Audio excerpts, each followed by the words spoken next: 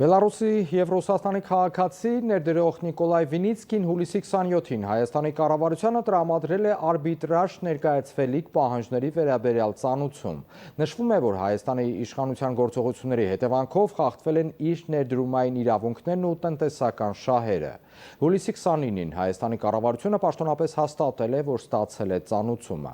Վինիցկու վեճը կապված է 4 ընկերության հետ՝ Արարատ ցեմենտ, Մուլտիգրուպ կոնցեռն, Մուլտի Վելնես կենտրոն, Երևանի Արարատ կոնյակի գինու օղու գործարան։ Նշվում է, որ Հայաստանի կառավարությունը ապօրինաբար բռնագրավել է Վինիցկու ներդրումները, չի ապահովել դրանց միջազգային իրավունքով պահանջվող պաշտպանությունը և քաղաքական նպատակներով ընդունված անհիմն կամայական միջոցներով խոչընդոտել է դրանց կառավարմանը։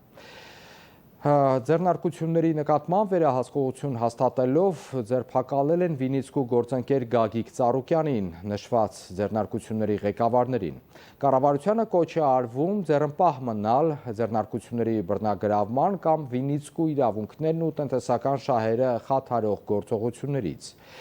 Դիմումատուն պահանջում է, որ կառավարությունը վերականգնի նախկին իրավական և փաստացի վիճակը, զերծ մնա ազգայնացումից, հնարավորություն տա ձեռնարկություններին վերսկսել բնականոն տնտեսական գործունեությունը։ Եթե հնարավոր չլինի վեճը կարգավորել բանակցային միջոցով, Վինիցկին մտադիր է հարուցել միջազգային ներդրումային արբիտրաժային վարույթ, պահանջելով Հայաստանից ամբողջական փոխհատուցում միջազգային համաձայնագրերով և ԵԱՏՄ պայմանագրերով ստանձնած պարտավորությունների հիմքով։